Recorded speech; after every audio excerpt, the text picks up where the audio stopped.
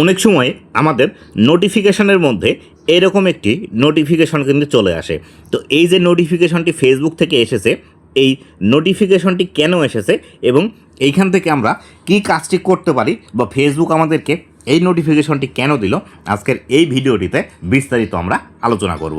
তো এইখান থেকে ফেসবুক আমাদেরকে যে বিষয়টি বলছে সেটি হলো, we did not restore your post, see why. মানে ফেসবুক থেকে আপনার পোস্টটি রিস্টোর করা হবে না, বা ফেসবুক থেকে যে ভিডিওটি আপনার ডিলিট করে দিয়েছিল সেই ডিলিট হওয়া ভিডিওটি আপনাকে আর ফেরত দেবে না। তো বন্ধুরা, আপনি যদি আমার চ্যানেলে প্রথমবার এসে থাকেন, অবশ্যই চ্যানেলটি সাবস্ক্রাইব করে দিয়ে পাশে আসা বেল নোটিফিকেশনটি অন করে দিবেন, যাতে করে ভবিষ্যতেও ফেসবুক রিলেটেড এমন আরও ইনফরমেটিভ কন্টেন্টগুলো আপনারা পেতেই থাকেন। তো এই যে এখান থেকে ফেসবুক আমাদেরকে বলছে আমাদের পোস্টটি রিস্টোর করে দিবে না, এটি কেন দিবে না, বা এখান থেকে এই নোটিফিকেশনটি দেওয়ার অর্থটাই আসলে কি।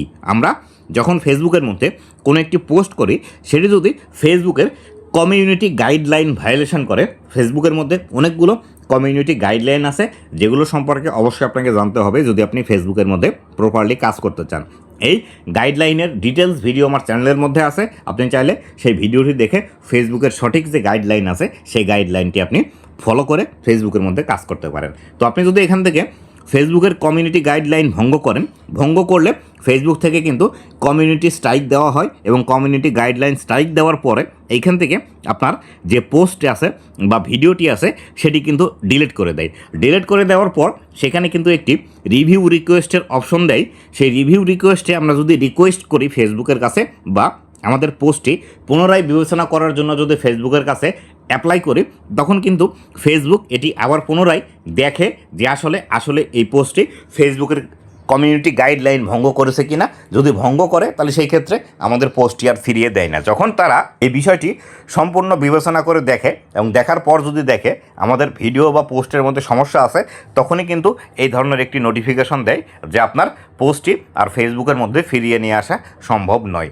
তো এইভাবে যদি আপনারও এসে থাকে, তাহলে সেই ক্ষেত্রে যে কাজটি করতে হবে আপনাকে সেটি হলো, এটি তো ফেসবুক থেকে অলরেডি ডিলিট করে দিয়েছে, এখানে আমাদের আর করার কিছু নেই। আপনার যদি কমিউনিটি গাইডলাইন চলে আসে, তাহলে সেই ক্ষেত্রে 3 মাস পর্যন্ত এটি অ্যাক্টিভ থাকে এবং 1 বছর পর্যন্ত আপনাকে এটি কিন্তু শো করে। আর এই কমিউনিটি গাইডলাইন ভায়োলেশনের কারণে যদি আপনার রিকমেন্ডেশন এবং যদি মনিটাইজেশন চলে যায়, তাহলে সেই ক্ষেত্রে অবশ্যই আপনাকে 90 দিন বা 3 মাস পর্যন্ত ওয়েট করতে হবে।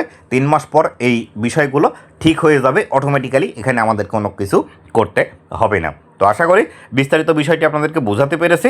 এই ছিল আজকের ভিডিওটি। ধন্যবাদ সবাইকে।